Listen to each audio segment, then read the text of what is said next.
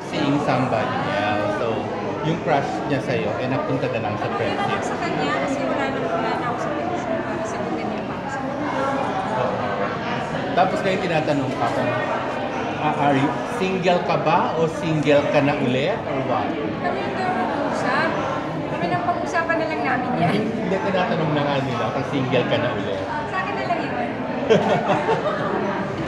Sabi mo kanina, parang takot kang nang magmahal, parang yung character mo. Oo, kasi di ba lahat naman tayo may pinagdaan. Sa bawat pinagdaan natin. Siyempre parang careful na tayo. Mas nakakatakot ng, siyempre mas nakakatakot ng pumasok ako sa panibagong relasyon. Kasi kailangan mo. Pero kaya lang, paano yung happiness kung natatakot ka? Sa ngayon siguro, dahil ko na yung trabaho kasi sa dami kong ginagawa para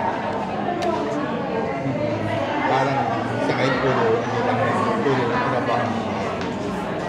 Kasi you have your soap, you have your movies, you have your business. make sure may times sa day, may times sa week na so, tapos may show, tapos may pelikula pa. Eh, hindi pelikula talagang literal Yun ba yung reason kung bakit hindi ka na rin tumayag na ma-extend ang may fake to happen? Actually, hindi naman ako yung schedule. Schedule. Ako lang, bakit influence? Minsan lang ako nagkakaroon. So, mas maganda ko sa dahil wala na rin. Kasi hanggang doon na rin yung namin. Hindi naman ako pinag-desisyon.